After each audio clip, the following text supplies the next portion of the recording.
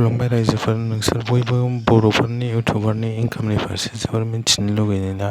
बे इउटुबारफोरनि गेजेराव माखासेया गावसोरनि इनकामखौ खोन्थायो, नाथाय माखासेया गावसोरनि इनकामखौ खोन्थाया। जोंनि बर'फोरनि गेजेरावनो बयजों मिथिजानाय निउस चेनेल आबो सिबिरानिया गावनि दाखालि मोनसे गोदान चेनेल खुलिनायाव खोन्थादों दि गाव माबायदि इनकाम खामायो, माबायदि इनकाम खामायनो हायो, बेफोरनि बागै गासैबो एसेबाबो खोन्थाना होदों।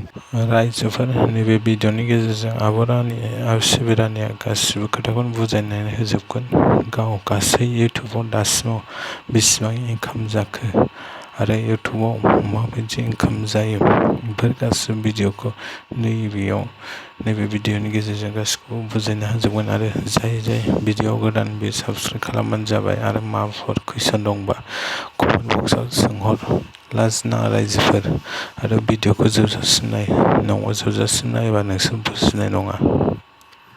खिथायाबाबो एसे खिथानोसै आरोखि ना, एसेनो जाहाथे नोंथांमोनहाबो दुखु जानो गोनां जाया आरो आंनि जि बै मोनसे टारगेट आं साननानै दोननाय बेयावबो जाहाथे जेबो माबा जाया आरोखि ना, आंनि गोसोआबो बायख्लायनो गोनां जाया आरोखि ना। आङो खोन्थानोसै, दासिमाव आङो बे बोसोरबायाव 10 लाख बा 20 लाख बेफोरनि गोजौआव आं मोनबाय आरो 20 लाखनि गोजौआव आङो मोनबाय आरो बेसेबां गोजौआव मोनदों आरो थारैनो बेसेबां मार बेखौबो आङो एक्जेक्टलि थार नङाबाबो एसे आगा फैसाखौ बै मोनसे भिडिअ एंगारगोन जेब्ला आंनि मनिटाइजेसना अन जागोन आरोखि ना, अब्ला आङो मोनसे भिडिअ लाबोबावनानैहाय मोजाङैनो नोंथांमोननो खोन्थागोन, मोजाङैनो बुजायनानै इउटुबनि सोमोन्दैबो बुजायनानै मोजाङैनो खोन्थागोन। आं जेसेबांसिमखौ रोंगौ बेखिनिखौ खोन्थागोन आरो साख्रि नङाबाबो आङो जिहेतु रायजोफोर, नोंसोर खोनाखाबाय आब' सिबिरानिया मा होनखो, गासै बेसेबां इनकाम जाखो।